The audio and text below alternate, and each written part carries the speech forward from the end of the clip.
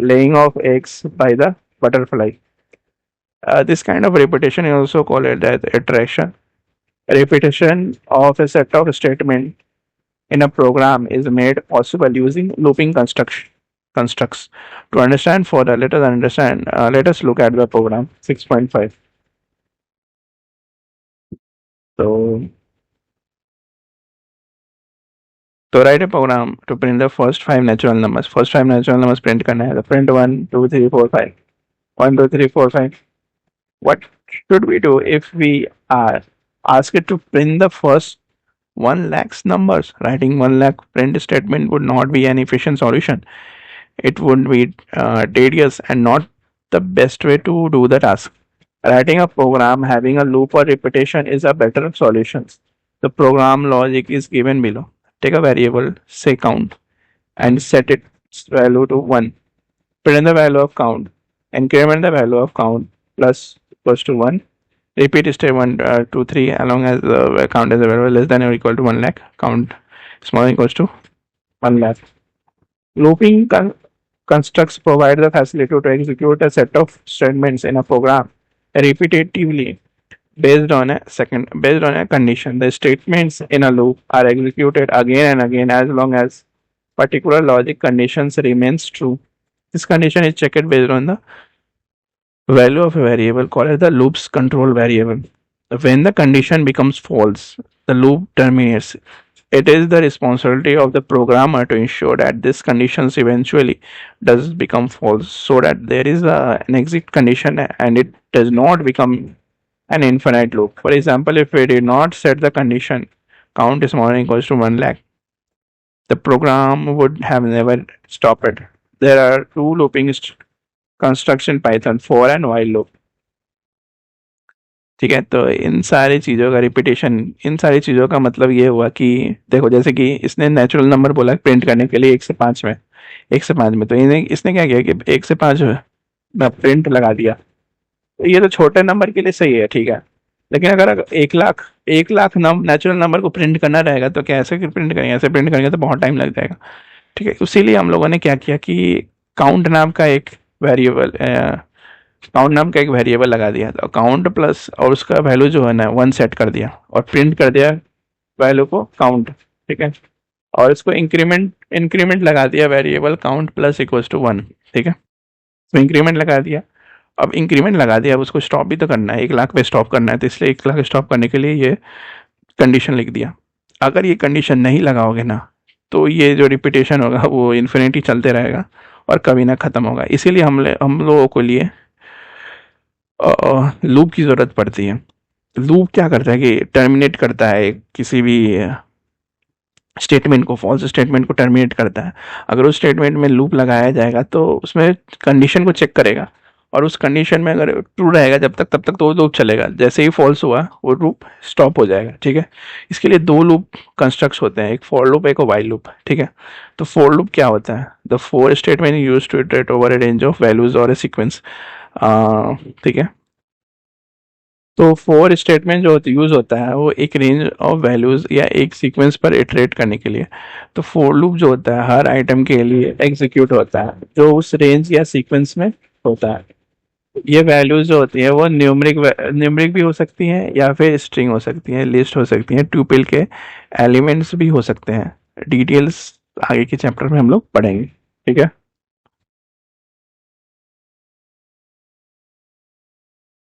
Working क्या है इसका? Working for loop her iteration में एक कंट्रोल वेरिएबल चेक करता है कि रेंज के सारे वैल्यूज जो होते हैं ट्रैवर्स हो गए हैं या नहीं हो गए हैं.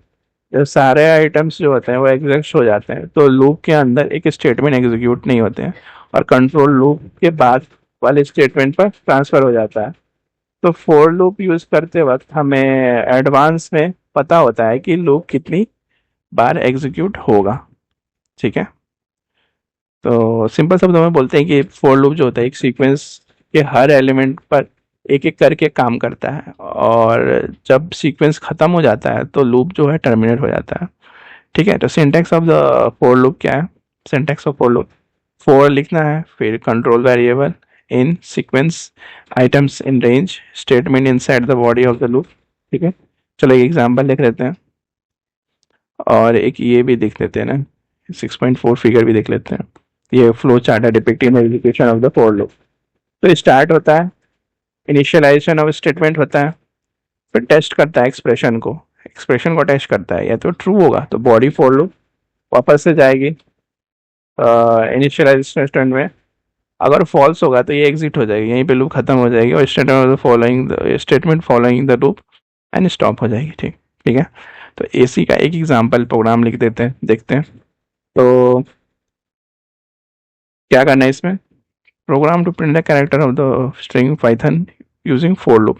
तो print a character in the word python using for loop, for letter in the Python, print करना है लेटर को, तो PYTHON है Python, for letter in Python, for लगा दिया, लेटर लगा दिया इन पाइथन।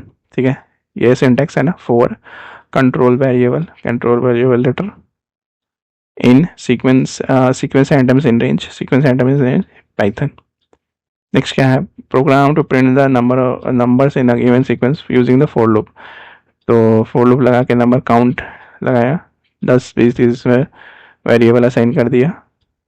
ठीक है, फोर नम है और इन काउंट में है, प्रिंट करना है नम को। तो 10, ये नम जो है ना वो वेरिएबल है, यहाँ देखो वेरिएबल है ना, कंट्रोल वेरिएबल है ये, और सीक्वेंस आइटम्स इन रेंज, और नेक्स्ट क्या है, count he items of range है, यानी 10 से 50 तक ये प्रिंट हो गया। 50 के बाद देखो ये बंद हो गया, 50 के बाद बंद हो गया, 85 तक था। Program to print even numbers in a loop sequence for using for loop, numbers दिया हुआ है यहाँ पे, ठीक है। फोर नम एक वेरिएबल हो गया, सॉरी नंबर वेरिएबल हो गया, नम जो होता है वो क्या होता है, कंट्रोल वेरिएबल होता है, कंट्रोल वेरिएबल हो गया। ठीक है, और if num is divided by 2 equals to 0, print num is an even number। so दो से अगर दो से num 1 डिवाइड हो गया, दो से 1 डिवाइड हो गया, 1 से 2 डिवाइड हो गया, तो क्या आ जाएगा, 2 कट जाएगा, 0 आ जाएगा रिमाइंडर 0 आया तो वो इवन नंबर है।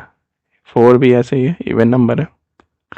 6 ऐसे ही इवन नंबर है। 10 8 body of the loop is intended with respect to the for statement. अब क्या है, रेंज फंक्शन क्या होता है, तो रेंज फंक्शन के लिए हम लोग पढ़ते हैं।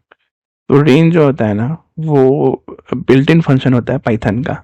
इसका सिंटैक्स क्या होता है, सिंटैक्स होता है रेंज स्टार्ट स्टॉप स्टेप। ठीक है, it is use to create, तो ये एक सीक्वेंस ऑफ इंटीजर जनरेट करता है जो स्टार्ट वैल्यू से स्टॉप वैल्यू तक होता है। ठीक है, स्टॉप वैल्यू जो होता है एक्सक्लूड होती है, हर इंटीजर के बीच का डिफरेंस स्टेप वैल्यू होता है। ठीक है, हर इंटीजर के बीच का जो डिफरेंस होता है वो स्टेप वैल्यू होता है।